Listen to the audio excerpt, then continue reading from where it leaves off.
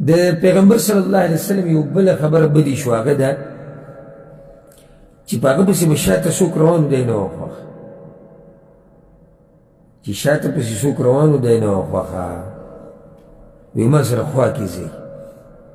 او ځکه حدیث کې راځي عبدالله بن عمر رضی الله عنهما وایي، امام حاکم حدیث راوړی او سندن صحیح حدیث دی، كان رسول الله صلى الله عليه وسلم يكره أن يطع أحد عقبه ولكن يمين وشمال.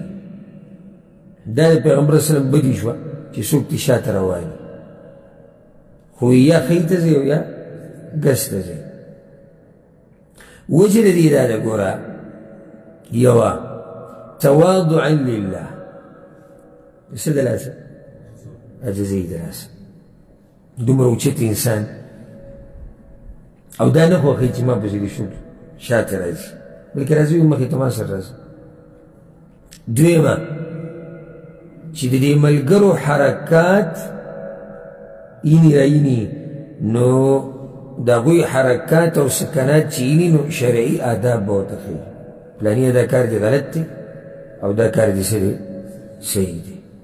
او دا هله کېږي چې کله یو سړی خپل ملګري اینی، خو چې ستا نه شاته رواني او څه کار ته غلط وشي یا ضرورت راشي یو تعلیم ورکولو ته، نو ته به وینې، ته به وله ورکړي، تا لیدلی نه دی، خو چې تا سره خوا کې روان وي ته به یې پوه ورکړي. ښه یو حدیث کې داسې هم راځي، امام ابن ماجه راوړی دی،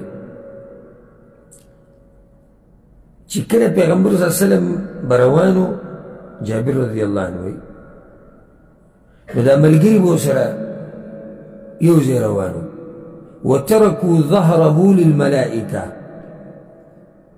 او دا هغه ملا د هغه شا به ملایکو ته پرېښوده، معنی دا تعظیما للملائکه. شاته به پیغمبر صلی الله علیه وسلم به څوک روان و؟ ملایک، د هغه د حفاظت لپاره. نو صحابه کرامو به دا خبره ښه نه ګڼله چې دوی د ملایکو سره یو ځای روان وي، ځکه چې شاته ملایک روان دي، بس دغه ځای ملایکو ته پاتې شو او هغوی سره لایق ته چې هغوی د پیغمبر صلی الله علیه وسلم پسې شاته روان دي. نو څو وجې شوې؟ درې. ولې پیغمبر صلی الله علیه وسلم دا نه خوښوله؟ یو عاجزي وه چې د ملګرو حرکات او سکنات وي، دریم دی کې د ملایکو تعظیم دی، چې ملایک شاته روان دي اوس پرېږدي چې هغوی روانې شاته.